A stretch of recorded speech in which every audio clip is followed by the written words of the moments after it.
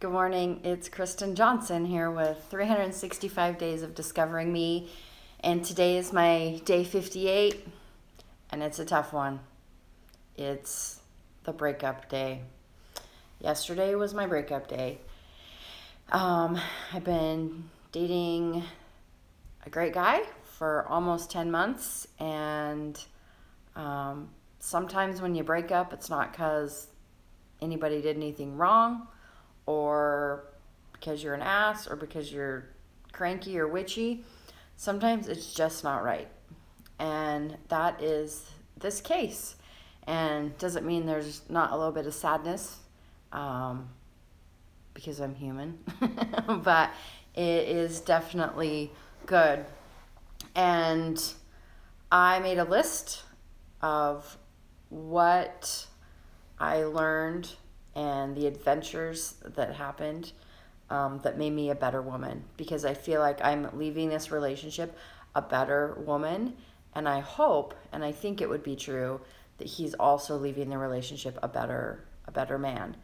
And that's kind of beautiful that we can say that. So some of the benefits of this past almost 10 months has been the adventures, and whether that be on a motorcycle or in a car or on an airplane. Like, just went to Nashville, Tennessee to enjoy the country music festival. It was a blast. Had a great time. I learned how to change the oil in my bike and the transmission, and also the transfer case. That was pretty cool. I probably don't have all the tools to do it, but I learned how to do it, and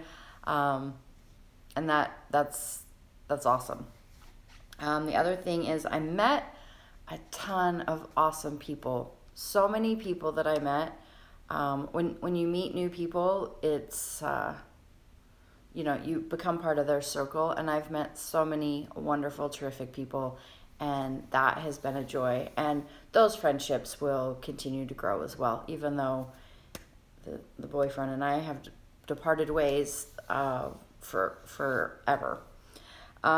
Second thing is I laughed a lot. There were lots and lots and lots and lots of things to laugh and enjoy, and I've appreciated that. A few things I learned about myself is, one, I learned how to honor my boundaries.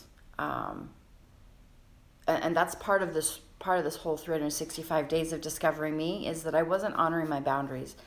Well, I learned to honor my boundaries because I knew that's what makes me most happy and healthy in a relationship. So one, I learned how to do that and got lots of practice. Within that, I also had a lot of really challenging, hard conversations, and they weren't always comfortable, but in the end there was growth, new knowledge. I learned me more, and so that was helpful. I got to practice being my honest self. And sure, we can say we should always be honest, but it's really challenging when you're in a relationship with someone, whether that's friends or intimate relationship, just clients. It's really hard when you know it's going to hurt somebody's feelings, or when they might get mad at you. But I learned how to have these really honest conversations with myself, which made me show up as a more honest person and feel more in alignment with me.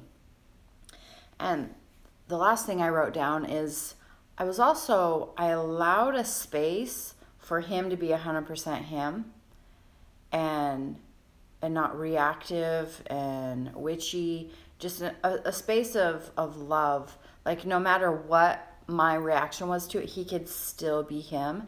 And that was a beautiful thing too, because we got to this resolution where we didn't end up hating each other in the end, that we realized it just isn't the best for each of us, and so we can depart as friends.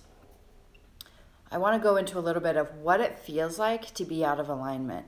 And I think it's easiest to recognize this in a relationship because we're with that person frequently.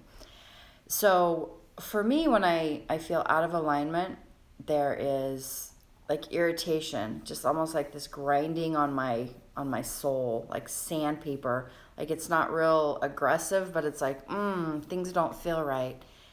And in this in this relationship, some of that was good, and I didn't feel like I was out of alignment, but it rather was putting me in a place to learn and grow and go a little deeper.